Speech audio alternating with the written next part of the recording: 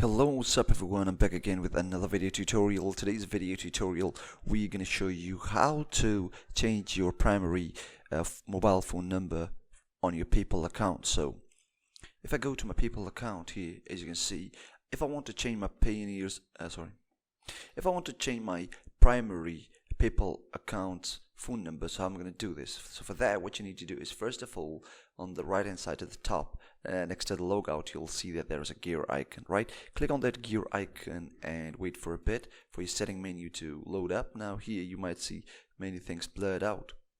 Now what we're interested in is here, as you can see on the right bottom corner, there is phone number as highlighted here.